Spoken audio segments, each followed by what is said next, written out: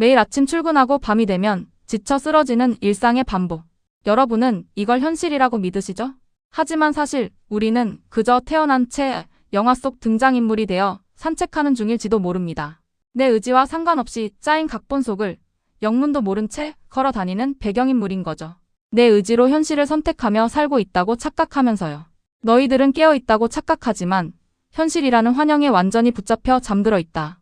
인류를 향해 이 매서운 독서를 퍼붓는 기괴한 책, 바딤 젤란드의 여사제 타프티입니다. 우리가 원하는 현실을 얻지 못했던 이유가 있습니다. 이미 상영이 끝난 현재의 프레임을 바꾸려 애쓰고 있었기 때문입니다. 지금부터 내 인생이라는 영화 필름을 내 손으로 직접 바꾸는 비밀의 열쇠를 쥐어드립니다. 영상이 끝날 때쯤 여러분은 현실의 노예가 아닌 현실을 직접 찍어내는 감독이 되어 있을 겁니다. 타프티가 말하는 첫 번째 핵심 개념은 바로 프레임입니다. 눈앞의 현실은 이미 상영 중인 영화의 한 프레임이죠. 많은 사람이 시크릿, 끌어당김의 법칙을 시도하며 나는 부자가 된다, 나는 성공한다 라고 간절히 외치죠.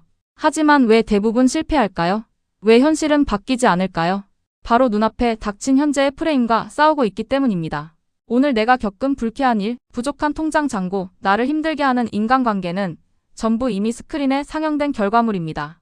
극장에서 마음에 들지 않는 슬픈 장면이 나온다고 스크린 앞으로 달려가 화면을 손으로 찍거나 배우들에게 소리를 지르면 영화 내용이 바뀔까요?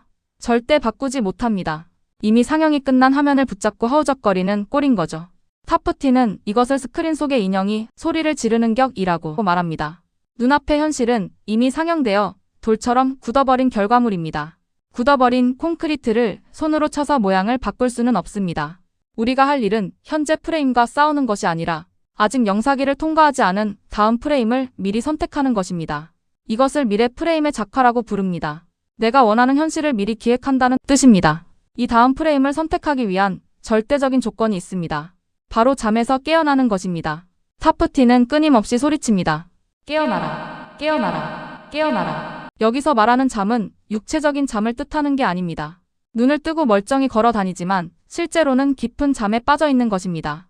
스마트폰 알람이 울리면 반사적으로 확인하고 욕을 들으면 즉시 화가 나고 뉴스를 보면 불안해지는 상태. 타프티는 이것을 잠들었다고 표현합니다.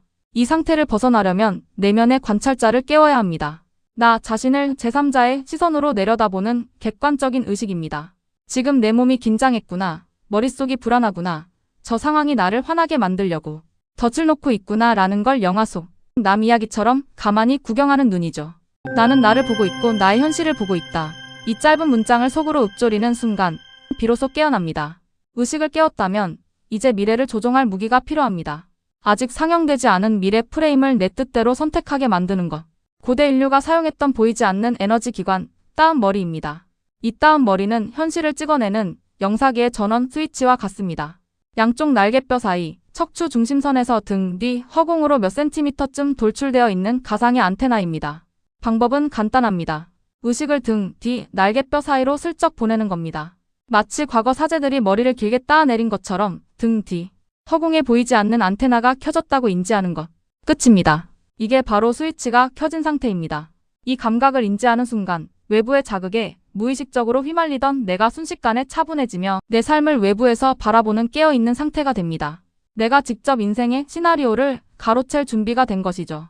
의식도 깨었고 스위치도 켰습니다. 이제 내가 원하는 현실을 찍어내는 타프티의 작화 4단계 법칙입니다. 1단계 관찰자 깨우기. 제3자의 시선으로 내 모습을 가만히 들여다보며 의식을 중심으로 가져옵니다. 2단계 다운머리 활성화. 등 뒤 날개뼈 사이에 슬쩍 의식을 두어 영사기에 플러그를 꽂습니다. 3단계 미래 프레임 작화. 등 뒤의 에너지를 눈앞으로 끌어와 원하는 최종 결과의 정지 화면 한 장을 스크린처럼 띄웁니다. 4단계 에너지 방출. 이건 내가 정한 현실이다라고 확신하며 에너지를 프레임 속으로 밀어넣은 뒤 툭 내려놓고 일상으로 돌아옵니다. 간단해 보이죠? 하지만 대부분 이 세 가지 실수 때문에 실패합니다. 첫째, 억지로 힘주기. 이건 육체 노동이 아닙니다. 가볍게 툭 의식만 돼야 합니다. 둘째, 과정에 간섭하기. 중간 과정은 지우고 오직 최종 결과만 던지세요. 셋째, 문 밖을 나가자마자 짜증내기. 기껏 시각화를 해놓고 나가자마자 현실에 치여 화를 낸다면 당신은 다시 잠든 인형이 된 겁니다. 눈앞에 불편한 현실은 이미 지나간 과거 필름일 뿐이라며 넘기는 배짱이 필요합니다. 사프티는 과거 실체의 힘에 복종하는 상태를 경계하라고 강조합니다. 눈앞의 현실에 굴복하는 건 마치 조련사에게 길들여진 동물처럼 사는 것과 같습니다.